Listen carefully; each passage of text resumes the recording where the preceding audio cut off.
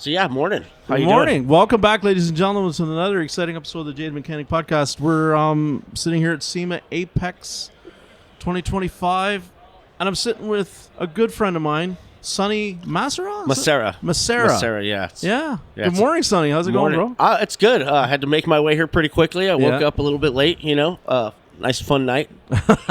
And booked over here, and I'm excited to be here. This Yeah. is great. First So- time at SEMA, so it's a bit overwhelming. Yeah, for everybody listening, Sunny was our initial pick for the giveaway. Yep. And then by the time we let Sunny know that, hey, congratulations, he had already went and booked his own stuff to get here. Yeah. So that was like, okay, crap. What do we do? Go to plan B.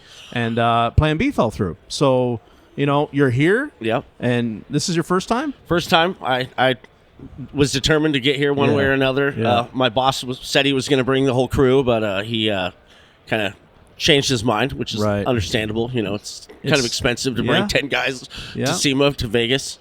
So my wife and I came, and I've got some buddies showing up today, and just on. and taking it all in. It's a lot. I mean, there's so much to see. It's amazing. Now tell us where you work. I work at Heritage Broncos in Tigard, Oregon. We build custom, ground-up new builds. I'm actually the service manager, restoration department guy. I take old Broncos and put new parts on them, basically. Oh, that is amazing. It's fun. I get to build some really cool cars. We do some side projects, like I just finished a 68 Mustang Fastback with a Gen 4 Coyote and brand new parts all across the board. Wow. And yeah, it's fun. Well, when you say the Broncos, like all the older vintage, or so the big stuff like the OJ Bronco, will you touch that? Those, not so much those. Yeah. It's the first gen Broncos, Gotcha. 66 to 77s. The one everybody wants. Yeah. And there's a big demand for them. I mean, we're producing maybe one a week at this point. Like out the door.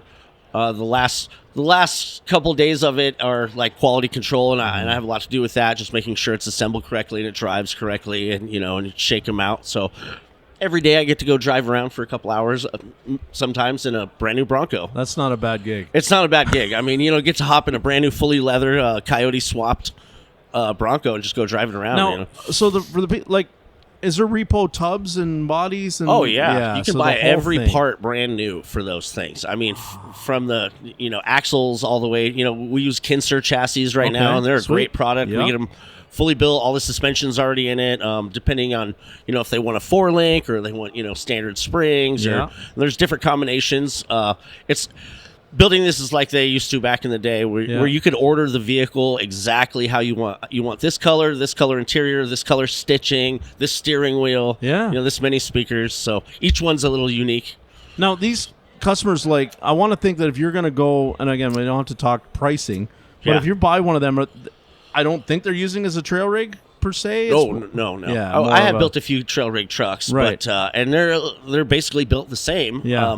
Maybe put some rock guards on them and stuff like that. But for the most part, they're street trucks. Yeah. But I mean, they're you can't lift them too much; they get a little unstable. So it's a combination of having to lift the body enough just to stuff a 7.3 Godzilla motor in them. And we've done a few of those, and those are just absolutely a ball to drive. Yeah. Wow. And I got to this point, I worked at another Bronco place about 5-6 years ago, and kind of got into it. And ironically, I'm a Chevy guy. I like to build Chevys. Yeah. But I build everything. You can throw anything at me, and I'll fix it. But I made the choice to build customs and hot rods because it's just a different mindset. It's a different customer. Yes. Different time frame. Now, I think you probably were a lot like me, where that was what we grew up on, that stuff that was on TV, and we thought that's what we wanted to do, right? Was do that customization stuff. I didn't really have a TV when I was a kid. I grew up out in the middle of nowhere, and we had a little 7-inch black and white TV up until I was about 10 or 11 years old. My dad is a breaker. He breaks every car ever. So by the time I was 12, I had 100 cars sitting around my property. Wow. And I just go outside and start tinkering them with them. I started messing with cars when I was 9 or 10, rebuilt a motorcycle when I was 11. Right. And just kind of worked into it. My first car somebody gave me when I was 14. I was going to go buy this little Mazda for $200, and the lady was like, "Oh, it's your first car?" And I was like, "Yeah." And she's just like, "You can have it." Promotive started when Joelle Pollack and I were hanging out at an industry trade show, and we were talking about how shops have big challenges finding and retaining talent. And then we just started doing some research, who's out there helping shop owners with their recruiting process. A lot of shops have extensions of their team, whether it be a marketing person, an accountant, a lawyer. But when it comes to recruiting, they do it in-house. Doing in-house is great. As a business owner, I've done recruiting myself in-house too. But we realized there was a major opportunity to bring traditional corporate recruiting, where you have, for a lack of a better term, a headhunter out there going out proactively, building relationships with candidates and selling them on why they should work for a certain company. We wanted to take that corporate recruiting model down to the automotive space and provide that infrastructure for them, where they have somebody doing everything from start to finish, from designing the job ad to posting it to building the database to having that edification of saying, hey, we're out here vetting the shops or the clients that we work with, and we want to make sure that you find the perfect home, not just going out there and applying to jobs that you don't know how great they are. And when a shop tells you how great they are, it's different than another entity who's out there looking for your best interest to find the exact perfect home that checks all of your boxes. And in the ideal world, we can make this a match.com for technicians and shops, where we have all the technicians' wants, desires, background, and all the shops' wants, desires, and background, and match everybody up together. And we just thought that was kind of cool. So just gave it to me. So I took it home, did a head gasket on it, drove it for a couple of years, and just started fixing more and more cars. At 14, you were driving the car? Yeah. I live way in the middle of nowhere in New Mexico, so it's like, it's like... Dude, yeah, we were talking Albuquerque. Well, my wife's from Albuquerque. I lived there for a little bit. Okay. I grew up in northern New Mexico, up in Taos, little ski artist town. Real beautiful, real poor economy. Okay. Unless there's the haves and the have-nots, of course, everywhere. But yeah, I was kind of blessed, and I was in an isolated place to where I could just hop in my little junker car and drive for 5-10 miles, and there's nobody around. Yeah. So I just learned how to fix stuff myself. And I got a job for a Porsche mechanic when I was 17, just doing repairs and, spark plugs and brakes and stuff. And just kind of started from there. And then I got another job when I was 20 for a hot rod guy, builder. And because I was good with, metric, you could say, compared to what he was doing, they had me fixing all just any new car they came in. And it was an old speed shop. And those guys had some really bad habits. It took me a long time as a technician, as a person, to shed those bad habits of how to just interact with people, how to even clean my tools. It was good and bad at the same time, and it's taken me a long time to overcome those bad habits. Now, like in work performance, then, like the way processes and practices and stuff like that, or lack thereof. Okay, and it was an under the table job. For a year, I spent about 6 years there, and I realized that it was just I was getting nowhere. So is it kind of like they were trying to be the cheaper alternative, or trying to? Yeah, it's a weird cause in the town I live in. Nobody really wants to pay for anything. Right. So he did hot rods because his dad did hot rods. So he got to do the expensive stuff while me and the other guys got to do the whatever else. The stuff that kept the lights turned on, really. Yeah. I mean, he literally owned the shop. So it was like he had an electric bill to pay. So he was paying us pennies. But I the way I see it is years in the trenches, learning my own processes and how to fix machines, like with minimal anything. Yeah. In the last 10 years, I've made it a point to learn electrical, and how because the modern cars are so you got to understand how a sensor works, what's the what data comes out of it, that's right, what to do with the data.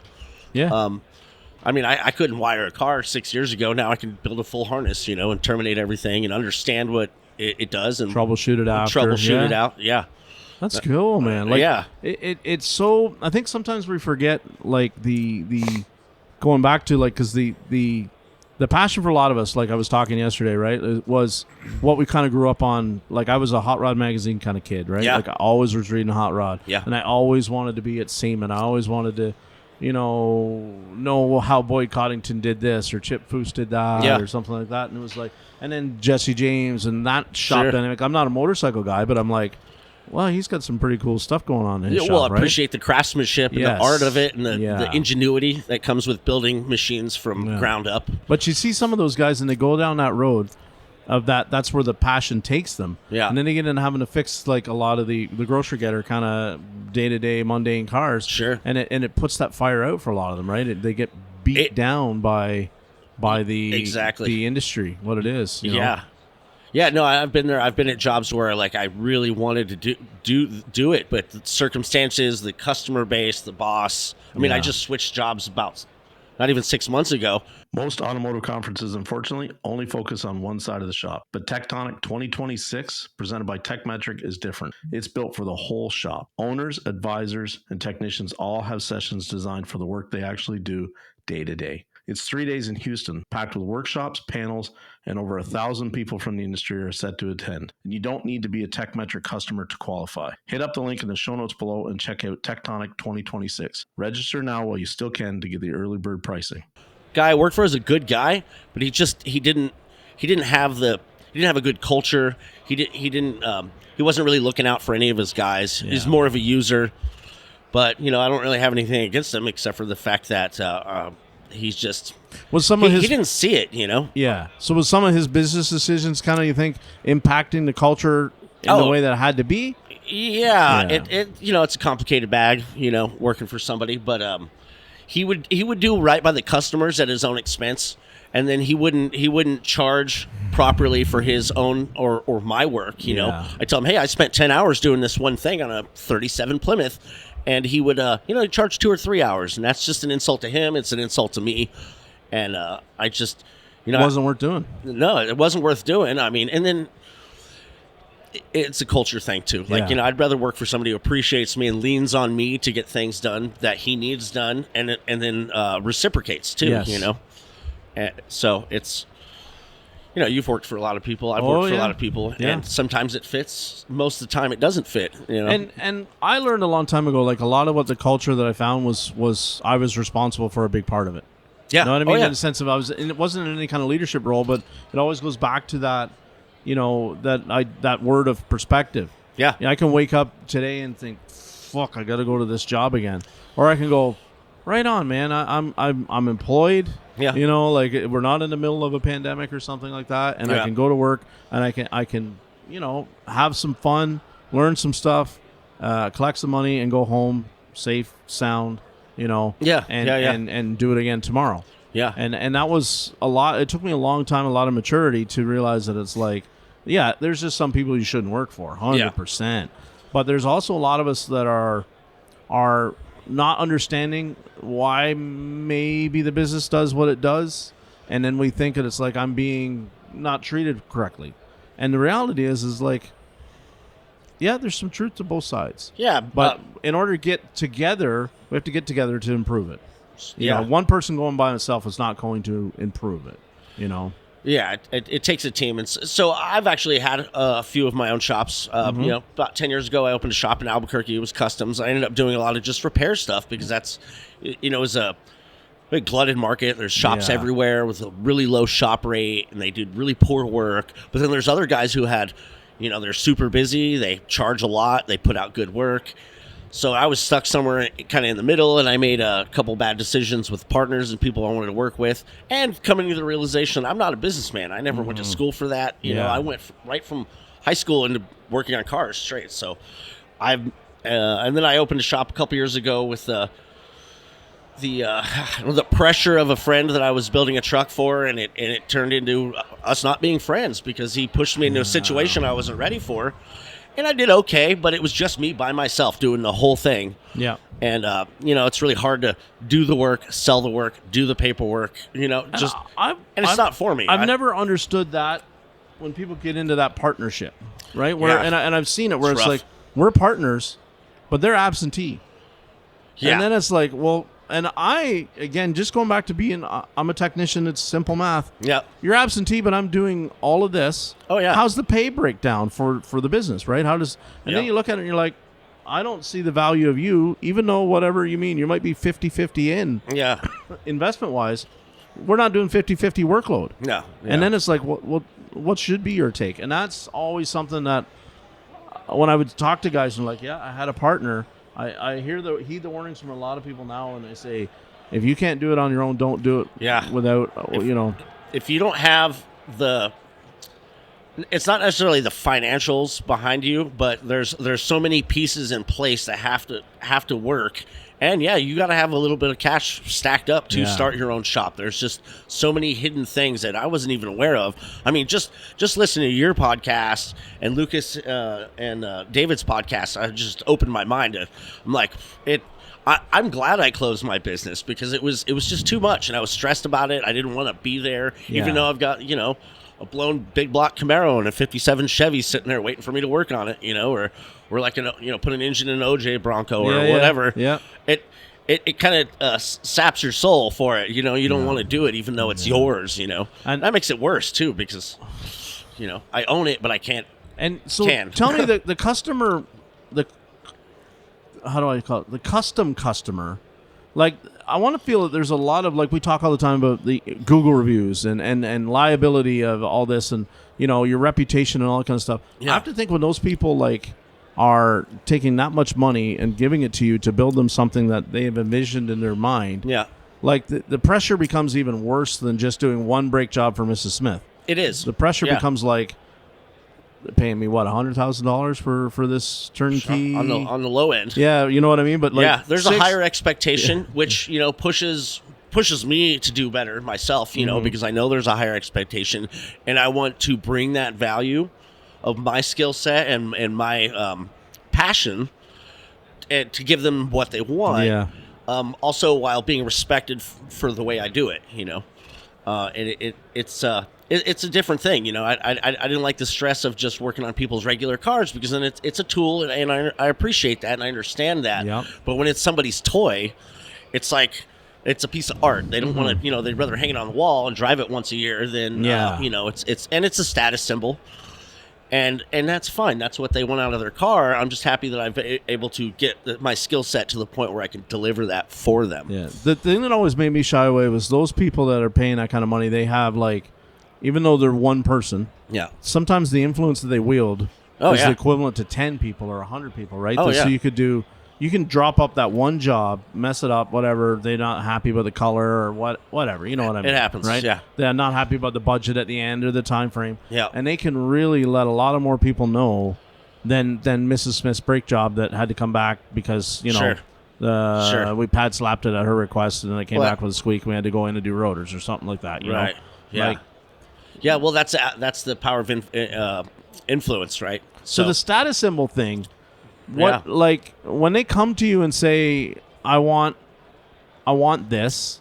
Yeah. Do they have do a lot of them come in and be like, I had one as a kid and I want one? That's a lot of it. Yeah. Or my buddy had one, or I've always wanted this. I read it in a magazine, and my current job now is I don't have to deal with that. I'm in the shop. I get to do my thing. I don't have to sell the trucks. I don't have to talk to the customers unless the boss wants me to talk to them for a specific reason because I can explain things to him that he doesn't want to talk about. But my boss ran a car dealerships for a long time, and he made the decision he didn't want to sell cars. He wanted to build cars, so he built a Bronco in his garage. By himself, and 5 years ago. Now we're selling, I don't know, Bronco every 2 weeks, or, it's we're building 4-door Broncos. And, there's not very many people doing that. Yeah, so it was a choice he made, and that was the type of person I wanted to see. Like, I don't want just a job. I want a career path, and there's not many guys that I can do what I can do. Any good technician can do what I can do. Like we all can, right? But there's a certain amount of tenacity involved. And again, it's like you said, it's going back to the bad habits thing. Yeah. It's like when I see a lot of technicians that get into the trim body side of having to do a repair. Yeah. Maybe you have to take a door off to do something, right? Oh, yeah. That's when I see the flat rate, like I just got to get it friggin' done, this door on kind of thing, right? Smash the latch, all the crap, do whatever. Whereas then you see the guy at the body shop, which body shop guys are flat rate too. Yeah. But it's like they come over and just ding, ding, ding, with that door off, put it back on. It looks exactly like it never was removed. Like there's an art to that. And that's where I've seen that when we say anybody could do it, it takes a different of being able to click. Okay, now I got to think differently, right? Like I'm not trying to get these spark plugs out as fast as possible. Right. I'm trying to make this look a certain way. And that's a different type of technician, right? It is. Shut the hood on a lot of what we do. Nobody, if they never have to lift the hood again, we don't know what it's like. Yeah. Right? But when you do the kind of custom fab stuff, people are looking at it all the time. Oh, yeah. A door gap that doesn't align right, or like a high level of scrutiny is involved. They look at it and they're like, how come there's a little bubble there? Your trim's a little off there. And, and like I found that I can only do my job as good as the quality of the parts I'm buying and installing.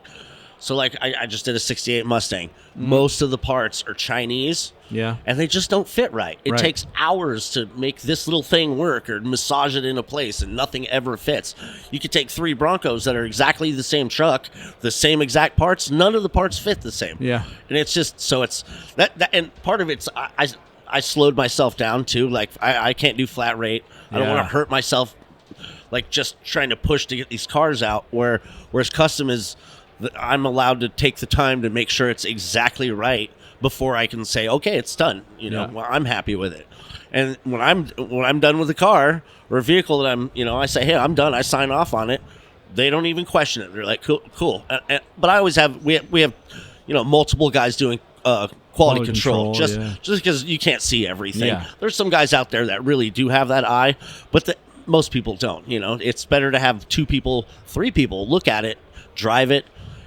So how many miles gets on a new unit before you turn over to the customer? 300 to 500. 300 to 500. Yes, absolutely. I mean, we've turned out cars at 50 and they just come back immediately. Yeah. Like I have transmission solenoids fail at 180 miles. Right. Differentials start leaking at 300 miles. Right. So we have to really put some miles and just work everything out and shake them down and just go back and retorque everything that you touch because it's gonna. Yeah, we have a bunch of young guys in the shop that we're having. I have to go and make sure they're doing everything right. But I only have to usually show them once or twice before they get it, and then they're getting them in the habit. I'm like, hand them a torque wrench. This is your friend.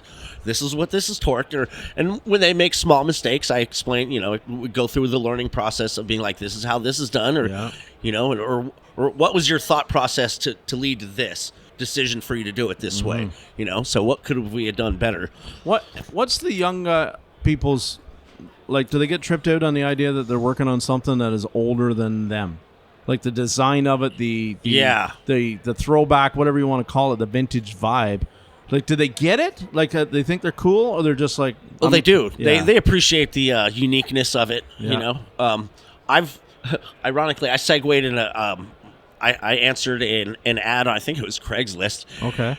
For hot rod mechanics. So I go and check it out. It's an airplane hangar, and they're building vintage DC-3s. Wow. And I was like, oh, I build cars. And they're like, yeah, well, guys like you tend to carry over. You have the skill set and the ability to work with the tools and stuff. So they give me this aptitude test, and I passed the aptitude test. Which is just, reading instructions, torquing this, doing a process, right? Do the process. So I got the job. But then they had me doing, like, sandblasting for 10 hours a day and just doing really low-level stuff where all the other A&P mechanics are, like, younger than me, laughing at me because I'm, in my 40s and they're in their late 20s. And they're making 3 times as much as me, and I'm just like, and then they're looking down on me, and I was like, you don't get to do that, like, like, can you fix your own car? No, I don't think so. Yeah. And so that I didn't last very long at that, just because it wasn't a good fit for me. Ironically, I got my nephew a job there, and he lasted a year, and that got him into a school program in Oklahoma. Now he's fully certified to work on airplanes. Very cool. So it's like, everything happens for a reason. I never was happy to be fired, but there's always a reason for that. Whether I fit or if they don't fit, it's what it is. I've told it many times. Most of the time when they pulled me in and fired me, I wasn't surprised. Like, we'd already kind of made an impasse and come to a decision that like you were getting everything you were going to get out of me. Yeah, and it was going to be compressed. It was going to go lower and lower, week by week, because we had come to a place where I had like either felt I was needing more financial or tooling or opportunity wise, and you were not interested in giving it. Sometimes it's just respect. Yeah. Like the respect drops off, my motivation drops off, productivity drops off. Yeah. It's like, why am I here? If you're not appreciating what I'm doing or putting me to my best ability, then what are we doing here? And the legacy we leave sometimes is the same thing. Like I said, way back when I left a dealership job, and I had 5 of my friends leave within the next 2 years. Oh, wow. So, I mean, it is like in this industry right now, people are not, there's so many opportunities out there for young people that want to move that, like, they don't have to stay at some place that they're not valued. Oh, no. There's so many opportunities. And then, like, if you're one of these leaders in one of these places, and we had a great conversation yesterday about leadership, if you're one of these leaders and yet you're seeing your people walk out the door. Yeah. And it's 2 things. If you're, like, the owner that maybe is not there all the time, you're trying to manage 3 stores and you don't know why the technician left. Okay, cool. When you see another one leave, you better be talking to your people as to why those 2 techs left. Yeah. Because either 2 things are happening. Somebody is paying them more to leave, which you got to go and nip that in the bud. Yeah. Or somebody's driving them out the door. That probably works for you as well. And then you got to really look at that, because if you have a manager that cost you 5 technicians. Oh, yeah, that's absolutely. You gotta really evaluate what's happening there. Is it like, what are you not seeing? Yeah. Is it yourself, or is it the culture in the shop? Is it one of the other employees? And we could take the hard line and go, you know what, all 5 of them were whatever, they had this wrong and they did that wrong. And that's not taking accountability. It's not. And look at the shortage that you're in. Yeah. Like if you want to replace those 5, start running interviews and replace one at a time. Sure. Nobody wants to see 5 leave. In a short period of time without even being able to find a replacement for the first one that walked out the door. Yeah. Nobody in business can tell me that's how they intend to do it. Oh, this idea that, like, I'm going to walk in and I fire all my staff, we have heard it. Sure. But it isn't like I'm walking in and firing 5. Yeah. I walked in and fired 2. Right. 1 maybe at the most, right? I fired an advisor and a technician, and I went back out into the bench and I put the earbud in my ear and I went to work and I turned my own business around. Yeah. When you lose 5... That's you like, think about the production that comes down. Think about the revenue stream that's not coming in. Think about the money you'll spend now with a company like Automotive or something like that to try and replace 5. Yeah, you're looking at a 3-year minimum of trying to replace 5 techs. Unless you find a unicorn, and most of them are already doing their thing somewhere. Some of them, some of us the like young to move man that around, we talked to yesterday, Tony yes, that's a sharp guy. Man. That's a unicorn, man. Yeah, and he ain't going anywhere. I wish I was that good when I was his age, man. Wow, I'd be somewhere else right now. I'd probably be right here, but no, we'd be here, but in a different capacity. Yeah, different capacity. And I look back and I don't. Do you have any regrets? Oh, yeah, but they don't do me any good. I mean, I regret maybe not going to school or learning some of the skill sets I had. I mean, I'm fully self-taught. I never went to school for automotive. Right. I just gravitated towards people that were better than me all the time. Yeah. And when I found myself to be the smartest person in the room, it was time to do something else. Amen. I say it all the time. Go and find yourself a bigger room. Yeah. Get into another room, because, like, it's the thing. I come down around here and I talk to these people, and they're like, one guy that I have a lot of respect for, he's like, and I go, like, I sit in these chats and I listen. I barely say anything because, like, other than to say good job or I'm a supporter, I'm a cheerleader. Because, like, they're all so smarter than me. And I go, and he goes, man, you've been doing this 30 years. If you weren't all that good, you still wouldn't be here. Yeah. And that's true to some extent. Like, it's valid. It's valid. But it's like, when I think about where I'm at and where I see some of these other people's processes. Yeah. I don't have processes like them. Yeah. But he said to me, instinct is a superpower, and instinct is a power and a tool, and it's part of your process. Yeah. Don't ever push away from it. Let it guide you. So I think instinct is built over recognizing, being aware of what's happening and understanding cars and people, machines in general. So self-taught. Yeah. Do you have, like, who did you kind of, like, are you kind of a guy like me that was, like, spent a lot of time when you got some internet access and was, like, started to learn that way, or? A little bit, just being in shops for, 28 years now. Just when I started, like I said, I got my first job when I was 17 in a shop and just learned that way. About 8 years ago, I decided to start using the internet to teach myself, how to do wiring, how to do sensors, and just I'm a sponge. I just want to learn everything. Yeah. There's certain things I'm not good at that I recognize that I'm not good at, but I still work on those skill sets so I can be more proficient in my job, whatever it is. Yeah. Are you like me? I find the things that really interest me, I become good at, and then it's like if somebody's like, I tell all the time, I suck at air conditioning. Yeah. It wouldn't matter because it's just boring to me. Yeah. Right. I understand the principles of it. Sure. It seems very repetitive. Hook the machine up, like do this, like this. It seems like the same 3 steps, right? Sure. And then it's like you hook the machine, and then you get to the repair. It seems like, oh my god, like it's that process. Even though that process really is how we should apply to more things in how we fix cars, right? Yeah. A similar process all the time, but it just bores me.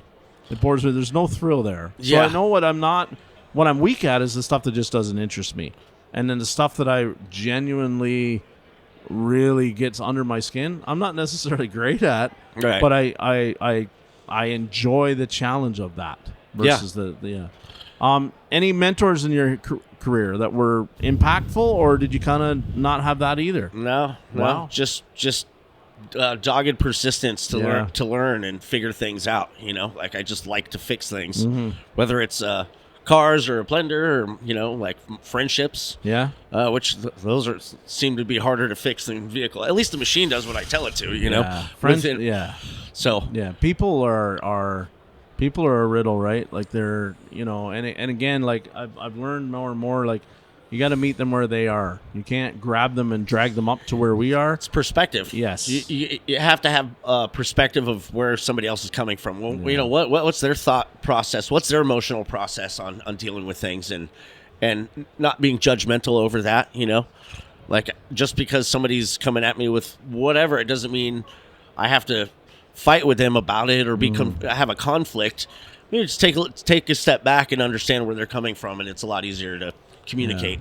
Not be offended at somebody's perspective. Would you say that you're in a mentorship role at this point at this I am, job? Yeah. That's where I kind of found myself. They realized that I was good with the younger guys, and I can just I'm good at explaining things, and I like to teach. Yeah. I want there to be more good technicians and people who have just good, solid thought process. Yeah.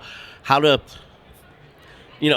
figure out what's wrong, make a fix or do the fix, and then verify your fix. Yeah. And then rinse, wash, repeat. Do it again. Yep. And we all have our different processes, and different things have different processes. So what's some of the challenges you see with the young people? Distraction. Yeah. They get distracted real easy. The short attention spans. They can't just stay on a thing for 2 hours straight without Or where do you think that comes from? Media, TV, television, phones. 100%. Phones. I mean, phones Huge, are ridiculous. Man. I've conditioned my brain now that after about like 6 minutes, I can turn on a YouTube video and probably at the 5-minute mark, I'm looking at my phone at the same time. Yeah, I'm working on that myself. Try to be more engaged in what's in front of me, not just what I'm holding. And some of it is good because I think like sometimes we absorb a lot from just osmosis. Like I hear it and I'm not necessarily watching what Paul's doing on the screen, but I heard him and it still goes in the bank. And then other times I'm like, did I ever even watch that video? And I know I have because YouTube tells me that I've watched it. I can't remember what was the fix for the car. What was it about? But delivery is a lot of it too. Like if it's a solid delivery that I can get the concept of what is being relayed immediately, then I'm like, okay, I understand that. Yeah. But like if it's delivered in a weird way, then I'm like, wait a minute, do I go back and look at it over and over again to try to understand what they're trying to tell me? Like I get what they're doing, but I don't understand the way they're saying it. And a lot of time I find myself now, like in 2 minutes, I'm like, oh, it's going to be that. And then I zone out. Yeah. Right? Yeah. And then sometimes 14 minutes later, it was what I thought. Yeah. Or 14 minutes later, it was something completely different. I'm like, shoot, what did I miss? Right? Yeah. But it's David Roman who talks all that time about that TikTok brain, right? You're conditioned for 3 minutes, and he's not wrong. It's I see the kids now when it's like attention span of 30 seconds at best. A 1 minute to 2 minute, right? We were talking about the gentleman, Jamie. He watches his daughter on YouTube, and she's literally like this, scroll. When she stops, and he starts counting, how many seconds did you watch that? And then he'll ask her, it doesn't even matter what the topic was of the video. Yeah. What made you watch that video longer than those other 10 you just flipped by? That's how we have to unlock this going forward with the young people and how we get them to learn. Yeah. I think it's I don't know how we do it. Like, I don't know if we give them more 10-minute breaks throughout the day, and or that's a hard one, like, because like the media companies, all of them, they're designed to captivate you and then hold your attention by flipping it, and you get that little dopamine hit every time you change, and it's just like they're programming us to not think. Really, it's interesting. And I think back to some of the techs I knew that were smokers, right? So they kind of maybe do a task. Yeah. Like I'll do the rear shoes on this back of this van. Yeah. And once the rear shoes, I'm going out for a cigarette. And I say outside because, like, where I would work, it was a designated smoking station. You couldn't smoke in the shop. So I would find it, they would, and then come back. And then, whereas now I think it's like they can be in the middle of something, and then a phone beep or a thought comes into their head about, I have to do this or I have to do that. And then they pick this thing up. Yep. And before long, 10 minutes is gone, and then they're completely... brain's going in a different direction. Whereas the cigarette thing is like they kind of came out, had the cigarette at the same time, looked at the phone, went back to work. Yeah. So I think going forward, when you see someone, they talk about the bathroom break, right? Yeah. Like, yeah, they're sitting there on their phone, sure, but I'd rather if they spent 20 minutes in the bathroom, and then they every time they were out in the bay, they're actually tool on a car. I'd be cool with that. Not like every time I turn over, it's 2 minutes on the phone. Yeah. 7 minutes on the tool. 2 minutes on the phone. 7 minutes on the tool. I know how that way of doing things leads to little things that get missed. The bolt didn't go the final torque. Yep. The connector didn't get pushed in all the way. Connector didn't get pushed in at all. Like, well, it's breaking up the process. They just have to. You need to be able to think it all the way through before you change the subject in your brain. Yeah. And some of the younger guys I work with are pretty good about not looking at their phone, and I try to encourage that, by not doing it myself. Of course, I turn around, I'm trying to figure out what part I'm looking for, or like, or a process to fix this or that. But then we're going to the DVI thing in a lot of shops where it's like, and they're on their phone nonstop. Like that would trip me up, because I'd be in the middle of the DVI and I'd be, use your own phone for the DVI. Okay, cool. Ready to go over to TechMetric to do the DVI. Oh, there's a message from Lucas. Stop the DVI. Ding. And it's before long. It's like, I said to him, I don't want a phone. Give me a tablet. Yeah. Because otherwise, if I pick up my phone when I'm trying to do DVI, well, I don't really care. No, listen, man. Like, I'm taking too long. Yeah. Because this little thing that I carry in my pocket all day is distracting me when I'm supposed to be working. Sure. And they go, well, that's on you. I get it, but can I just have the tablet, please? Like, well, we're trying to use technology to make things more efficient while battling the inefficiency that's kind of built into the technology.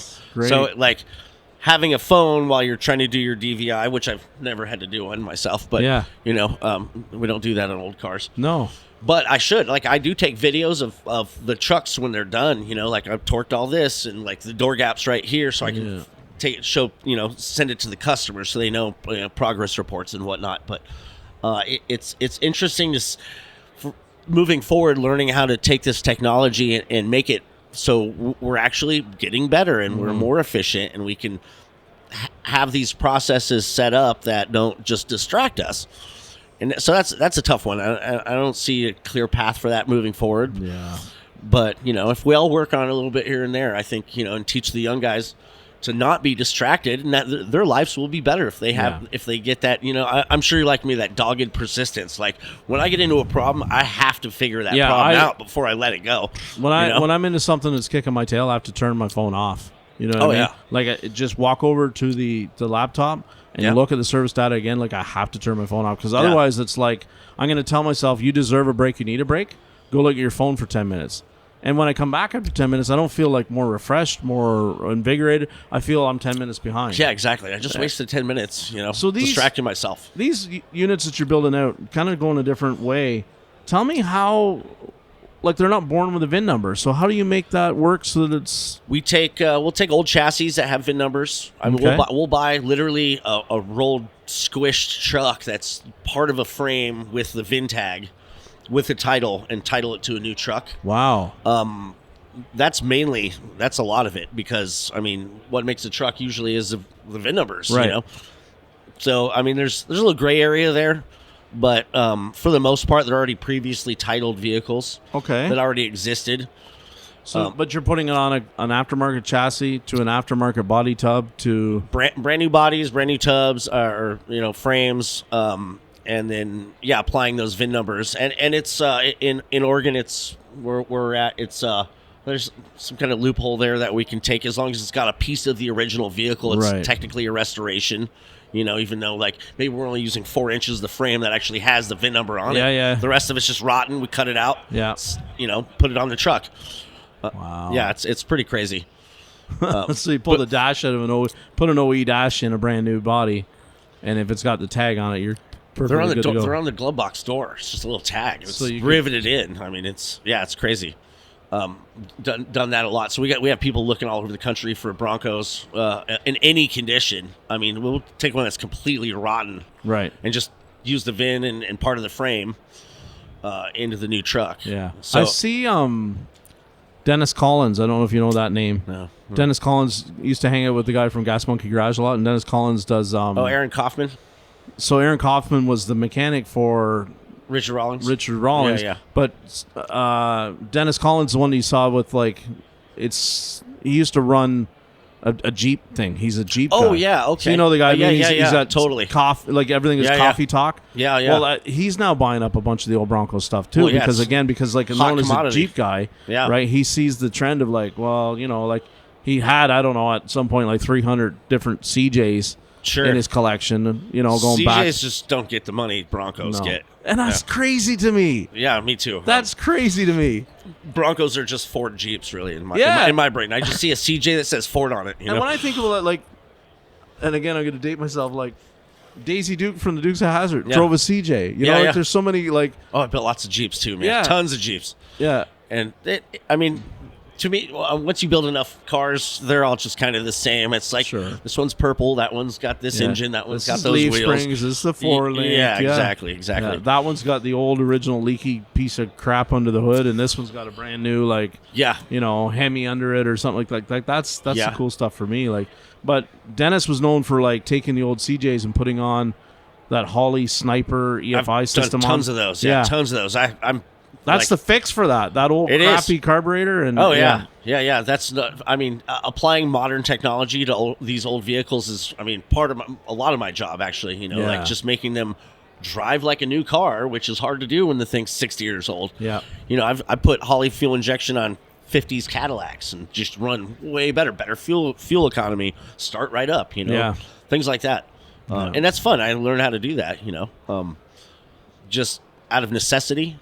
Now, when I think about how when I was coming up, I wanted to be I still want to have a car that has a carburetor on it and tinker with that. Sure. And now I look at it and I'm I want no part of having to go out of there and mess with a choke and hell no. I want to be able to hit the key, walk back into the house. It can sit there and idle and not have to worry about if I come out of here and it shuts off, did it flood the piece of crap out, and what am I going to be doing to get it rolling down the road again? Having a bowl of gas sitting on top of your engine is just it's a little outdated, but I'm the only guy in the shop that knows how to work on a carburetor, so I'm the carburetor guy. I walk up with my little screwdriver and a timing light, and the thing runs way better, But I have a 72 Skylark Sun Coupe, super rare car. It's got the retractable roof. It's got a carburetor on it. Yeah. Don't drive it because it's got a carburetor on it. I've been meaning to put a sniper on it. I just haven't got around to doing it. Yeah. But I build other people's dreams, and I'm not so there's a lot of car guys that are just obsessed with their cars, and I'm they're just another car to me. How did you come into that car? Oh, a long series of trades. Oh, okay. I think it started with an S10 Blazer that I paid for $200 for, right. And then I traded it for I took the motor out and traded it for a '69 GTO, which I blew up a couple engines in that when I was young. And then I traded the GTO for the 72 Skylark Sun Coupe, Sunny Sun Coupe. I had to have the car. Granted, the GTO is worth way more money now. But, ironic segue to that car ended up going from New Mexico to Milwaukee, Wisconsin, and then now it's in Portland. Wow. I'm trying to find it because I will buy that car back. Right. Yeah, it's like that one unicorn car that we all wish we still had. Yeah. Got dozens of those, but that's the one car. There was a guy back home when I was a kid. I can remember I went to high school with his son, and at one point I think he had 6 GTOs in his garage at home. Oh wow, yeah. And so he, we're talking the early 90s, right? So they're a 30-year-old car at that point, right? Like, not nearly the same price tag as today. I mean, an empty shell is $10,000 now. Yeah. It's crazy. I don't know where those cars went. I couldn't even, if you asked me to remember his name, I couldn't tell you. But like, just to think, like, your dad had 7 GTOs in the garage. You know what that's worth now? Yeah. But I don't think he still has 7, right? So, yeah. And these aren't like Tempests with the badge on it. These were legit, GTOs. 242 VINs, you know. Yeah, I've had 5 GTOs myself, but they're all like, you know, basket cases. One's a Judge clone that you know, I had to put a cam in immediately, and I never. It's like people ask me if I have a Bronco. I'm like, why would I keep $150,000 truck? Like, that's just ridiculous. I can have a $15,000 truck that will do the same thing for me. Yeah, and you know, I don't have that liability or the expense and when we were ripping insurance. You know, when we were ripping around the other night at out on the dunes, like Tuesday night, I'm ripping around in this, and it's like in this clapped out, beat up, you know, Kawasaki Predator UTV or whatever side by side, and I'm like, why are guys spending $60,000 for a Wrangler to try and make it do what this does? Yeah. Like this is for 12. This is a trashed out $5,000 machine on Marketplace, and it'll do everything that a Wrangler will do. Oh yeah, better than the Wrangler. Like, if you just want to get it and run the trail, and I get it, I'm a Jeep guy, I totally get it. Yeah, but now after riding them now, like, it's like a Jeep with nothing but what you need it to do. Yeah, exactly. But like, just stripped down, bare bones. Like, this is what it's supposed to do. Like, we did a 6.0 swap JK a couple years ago, and the thing is just. It's gnarly truck. I mean, it's just bad to the bone. Yeah. But they don't take it off road. They're like, it'll beat the snot out of this thing. Doors will be falling off, you know. It's like, we go get yourself a Razor side by side. Yeah. And just, you know, go to town, and you're not, you know, it's not going to affect how you go to work tomorrow, you know. Collins Brothers did a Hemi swap JK, which is now a pretty popular thing, right? Common thing, yeah. But I mean, they were doing super easy, actually. Yeah. And I'm like, I want, and then he was selling, it's $100,000. Yeah. And I'm like, I don't like. Guys are Hellcat swapping those things. And it's just like, oh, yeah, it's cool. We're changing gears, transfer cases, like flexing the frame. Like, it's just too much. Like, and they're driving it's a status symbol. Yeah, they're not in 4-wheel drive most of the time, right? Oh, God, no. Like, you guys don't even get snow in New Mexico. I mean, a little bit, but like. Well, I grew up in northern New Mexico. It's super high altitude, 7,000 feet. So it snowed. We had real winters there. It's like more like Colorado where I grew up. You know, big mountains. High plateaus, but I live in Oregon, in Portland, and we might get snow twice a year. We got ice storms that are crazy. I mean, it's 3 inches of clear ice and everything. And you see all these little Kias and stuff in ditches because they can't really bald tires, can't stay on the road. I'm just like, you know, it's pretty funny. What so what, like, does your boss have any kind of, when this fad goes away of the Bronco? I don't want to say fad, but you know what I mean. When they fall out of style, sure. Does he have another idea where the next thing they'll go towards? Or? You know, I haven't really got into that with him. We have a bunch of alternate builds happening. We've got, you know, like a 78 F250 with a Godzilla motor. We've got I'm about to do a 66 Mustang convertible. We've got a couple cool Scouts in the pipeline. Nice. Yeah, like early Scout 80s. Yeah. I think a Scout 2. We've got a couple Jeeps sitting there waiting to be built, early CJs. Yeah. So he's definitely diversifying, and all the trucks we have. I mean, I think we're 25 Broncos in stock right now. Most of them, they're all sold, already pre-sold. I mean, so like big 4-door ones and stuff like that. I know we've got 4 going to SEMA this year. I'm not SEMA. Barrett Jackson. Okay. I'm like, they're not here. I tried to get him to bring one, but have you ever been to Barrett? I haven't. No. I built many vehicles that have been sold at Barrett Jackson. Right. Twin turb C10s and cool. Yeah, crazy weird. I did a 69 Pro Street Camaro that went through that got some good money. I did a really nice K5 Blazer, 72 K5 Blazer that got some good money. You're making me just Jones out for all this rust-free sheet metal that you can find. So Oregon's got some rusty stuff. Yeah. And a lot of these older Broncos that I'm not restoring, I mean, it costs more to restore a Bronco than it does to just build one fresh. But yeah, I grew up in New Mexico. There's not a lot of rust there. So when I did see rust, I'm like, what is this? You know? Yeah. Yeah. Must have come from Canada. Yeah. I mean, it could be from Illinois or something, just somewhere where there's lots of salt. I've seen vehicles from parts of Colorado where they salt the roads a lot, and like it'll sit on the side of the road for a bit. Half the truck is rust, the other half isn't, just because the way it sat in the snowbank and just super weird. But Because I mean, that's what I have to think. Like when you do the customization thing, like it's constantly things come in and out of favor. The tuner market, right? Like all the Fast and Furious kind of stuff. Oh yeah, yeah. The more you customize a vehicle, the less people want it because it's already been done to somebody else's taste. You know, like you take a truck built in '99, and they spent $100,000 then. That's $250,000 now. And nobody wants the thing because it's got it's got 90s wheels on it. It's got the weird like boat interior and like I remember the early 90s, late 80s vibe on Hot Rod, and it was like everything was like a solid alloy weld racing wheel, big gaudy stripe down the side, dark blobs of color, like really weird graphics that would go across it. They look like surfboards with wheels or something. Like the way they did them up, and I'm like. And now they're coming back in style. Like, oh, that one's pink. Like, yeah, I want that. With a twist, though. Yeah. There's different stances, different wheels. Now the wheel thing is crazy nowadays. I mean, people spend $10,000 on wheels. It's nuts. Which is like crazy because you're driving along and you swerve to miss a dog, and all of a sudden you bend a $2,000 wheel. Yeah. Oh yeah, I don't. Well, there are a lot of them aren't safe too. I mean, you're rolling around a 1-ton truck with these spacers and thin tires, and I mean that's cool if that's what you like. But I don't see the practicality or the safety in it. No, and again going back to like what we get in. Like I had to safety a lifted F-250, which it's a very gray area about what you can sign as being safe, right? Sure. So. But immediately, like we've had some guys bring some stuff in, and it's like it's got wheel spacers and aftermarket wheels on it. They're like, I got a buyer for this. I'm like, that's cool. We ain't selling it like that. Yeah. No, we'll have to find a set of aftermarket or OE rims, tires, put it on there. Yep. He can buy the spacers and the tires. You do it take himself. Them home, put it himself. Yeah. But when it rolls off my lot with my safety on it, it has to go with the way it is because I've seen you've seen it. We all seen it. How the spacers come apart, like the lugs break. Like I saw a video the other day. One of those big copper, a crazy wrap on it.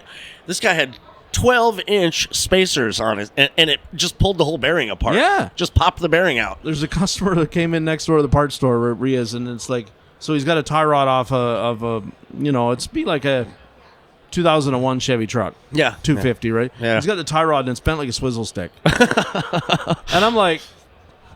There's no snow out. Like, how'd you manage to do that? Like, because you could see that on a plow truck. Yeah. Going hard into the bank. Sure. You'll see that. There's no snow. What did you do? All I got her stuck, eh? And Canadian, I'll bring my Canadian. Like, I got her stuck and I gave her the beans, eh? And I'm like, that's funny. What the hell were you stuck on? So anyway, he gets it. He's like, yeah, well, he was next door and they don't want to warranty my parts. Okay, cool. Never saw the truck. He's just asking me, what do you think might have caused this? I don't know. It's a modified truck, ain't it? Yeah. Well, there's something wrong with the modification. So he comes back in the next week, and he's got an axle and a bearing in his hand, and the splines off the end of the axle are still in the bearing, but the bearing's in his hand, and there's a spacer hanging off the end of that. And my God. Now I see, yeah, that put a little tie rod hasn't got a chance. No. And he's like, yeah, but I used to work over at this shop. Like, I know what I'm doing. I'm like, I think you know what you're doing in terms of, like, righty-tighty, lefty-loosey. Right. But I don't think you understand what you've got. You've got a Frankenstein that is never going to be it'll never be right. It'll never be safe. It'll never drive right. I mean, there's so many. I see all these modifications, like the guys like putting maybe 1 in 4 vehicles that are slammed to the ground with airbags actually drive good because they engineered the suspension correctly to articulate and not just be all slammed. So that's what I was going to ask you. So as a guy that kind of dabbles in that kind of stuff, what are the red flags or you see when you immediately look at somebody's build? What do you look for as a builder to another builder? What do you look for? Not, and don't give me like the door gap answer, but like what's some of the stuff that we might not think about? Some of the way the suspension is built, and like the welds on how they put it together overall. I mean, I've just seen really weird things. Like one bolt holding an airbag on. I know that's kind of. Some people do that. I'm like, no, it doesn't work for me. Like, just weird bracketry. Wiring. I see a lot of nightmare wiring. You look into this, $150,000 car, and it just looks like spaghetti under there. Yeah. I'm like, how does this thing even run? Like, I don't get it. I have a buddy down in Texas. He's giving me a hard time. He's like, He's like, you don't do paint and body, you know. I was like, yeah, who cares if it's shiny if your wiring doesn't work? It doesn't go anywhere, you know. I remember a guy brought me brakes too. What was it? Scary brakes. Oh God, people are weird with that. I don't get it. I'm so scared to buy an aftermarket kit now. Because I wouldn't even begin to know how to make it, like, actually be sure that it was working the way it was supposed to. Okay, yeah. You know what I mean? Like we do all aftermarket Willwood brakes. We buy complete systems. Well, I was just going to ask you, right? Yeah. That you're going to get your master, your pedal. Yep. Yeah. Yeah, I mean, and then I build a lot of the brake lines myself. Sure, but the caliper is made for that. Yeah.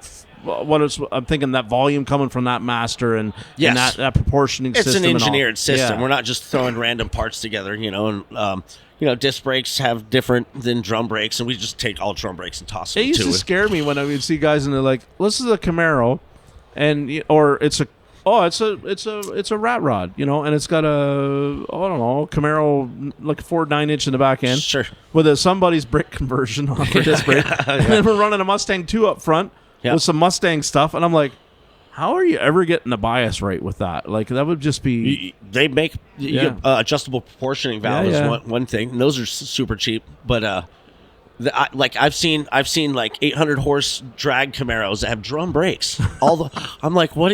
Sure, you can stop the first time. Yeah. Maybe. Like, it doesn't make sense. Are you relying on the chute? Oh, you didn't pack the chute today. How are you going to stop, man? So just throw a block of wood out the side, you know? Yeah, it's scary. No airbag. No airbag. Yeah, it has airbags. It's just like air shocks in the backs, so you don't have good traction. But yeah, no, there's a lot of good work and there's a lot of bad work, and it's just kind of my job is to make the bad work better or start from scratch too. So when people bring you somebody else's build and you got to go into it, is that something you say yes to a lot, or is it something that you're like, I'm not afraid of anything. I just it's more of like figuring out what it needs, you know, course of action. You know, what are we going to do to make this thing correct, you know? And it's usually pulling a lot of parts off. Yeah. And just tossing stuff. Like we get a lot of Broncos that are lifted weird. They do a lot of lift, but they don't correct the suspension or like the radius arm. And you know, if you lift a Bronco and didn't correct your radius arm angle, then it gets crazy bump steer. Yeah. They just don't drive right. Same with Jeeps. Jeeps are the same way, you know. So it's just correcting a lot of uninformed work. And a lot of time. I hated that because Jeep, death wobble, the Jeep thing, and it's like, you know, listen, any solid axle, you know, whatever is going to suffer that. I've driven a ton of the lift, not even lifted, but stock 250s with a solid axle in the front. Yeah. Death wobble. Oh yeah. Right, and it's like look at all the different stuff they tried to do and not to fix it. Oh How many times to change the steering, the tie rods, and all that stuff. Yeah. Like, but you got a Jeep, it's a death wobble. How'd you even make it to work today? Like, dude, shut up. Like, you know, I had a Cherokee that had it bad, and it wasn't an overly complicated fix. Yeah. It needed sway bar links and bushings, right? Oh yeah. That's what fixed it, Yeah. and a correction on the caster. That was it. It wasn't like I had to throw a bunch of parts at the stupid thing. It had worn out links and bushings for the sway bar. Sure. And a caster's out. Like, yeah. I've seen that. Bad tie rods will do that just all day long. And then you get one bad ball joint. So I used to, I worked on a fleet of Ford vans for a hot air balloon company, right? So they got all these hot air balloons and all these vans. And we put a set of Moog ball joints, not talking trash on Moog. But this thing would not self-correct. You tip it to the left, it would go left, and stay left. And then the auto track would start kicking in and start hitting the brakes. And you're like, Turns out that one ball joint we installed, and they had Ford engineers fly in from Detroit, and that ball joint was just slightly too tight. So it just wouldn't pivot properly in there. They put Ford ball joints in, it was fine. But they had master techs looking at this thing, and I showed them, here's the ball joint, but here's the part number, here's the box. And they're like, oh, okay, that's not you, it's the part. And it's so crazy how many of those vans and those trucks have driven. Well, now I know what to look for. Yeah, and they don't correct steer. You know what I mean? Like, and the person that's driving it is so used to it, they just don't even complain about it anymore. They just think that that's the way it's supposed to be. That's no. When you make a lane change, it's supposed to want to come back to the right when you're done, right? Yeah, like you shouldn't have to be like driving it out of the ditch for making a left hand. Well, that's a drivability, understanding how a car is supposed to operate. You know, I'll get in a vehicle and I'm like, just wow. I was like, did you know how bad this is? And they're like, what are you talking about? They don't even know. Like, it's not supposed, it's supposed to stop forward when you hit the brakes. It's not supposed to take a left. Things like that. What's your 2-year plan? I'd like to I'm really happy with it. This company I'm working with now is keep building cars, keep building my skill set, which is always a thing. You know, always be learning. But that's a good question. I've been thinking about that. You know, what's my 2 and 5 year plan? Ever interested in business for yourself? I've owned my couple of shops. Going back, yeah. I don't know if that's for me right now. I mean, the more I learn about it, the more I feel like I can do it. But like, that's just a level of stress I'm not interested in. I'd rather be part of a team, and work for somebody that's already got that part of it down, and I'm invaluable to them. Yep. As they are invaluable to me in that situation. So that's fair. I feel like I found a situation where I can grow with the company and make them exceed. I think, Sonny, I think that's awesome because, I mean, it's like, you know, sometimes the narrative is always coming around to like every good technician out there should be going into business for himself. It's the only way you're going to make the money, and, you know.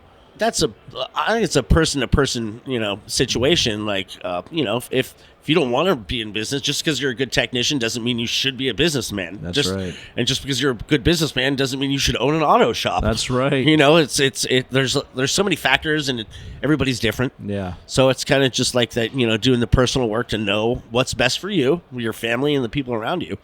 And those are hard conversations to have. It's a lot of mirror time too, right? Like, you got to look at our own realities of like, how really good are we? Yeah. You know what I mean? And then like, I'm an okay tech. I started a business. Oh crap. Now I need to get somebody that's better than me. Yeah. Shoot.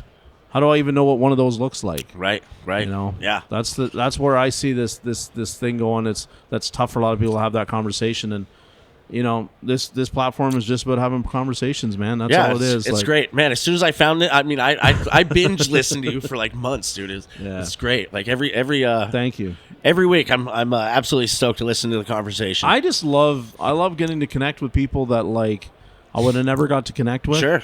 Yeah. And yet, you know, you see, you know, we talk about it all the time where it's like somebody has a conversation and it's like they felt all of a sudden like they had the confidence to make that change that they've been thinking about. Perspective. Yeah. And confidence too. I mean, and you know, hopefully all of us are heading in the right direction, even if it's 1% a day, right? Yeah. Like Josh says. Was that Josh that said that? Yeah, but yeah, Josh, Josh and I'll steal it from Josh. Yeah. I use it now. I told the boss that, and he was like, "Oh wow, that's great." You know, 1% a day, and then he started using it. Yeah. So like, well, I want to thank you for being on here this morning, man. Thank you for having me. Yeah.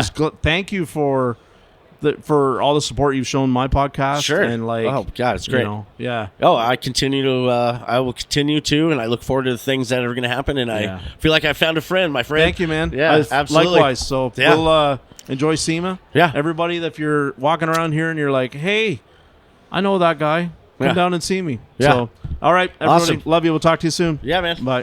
Later.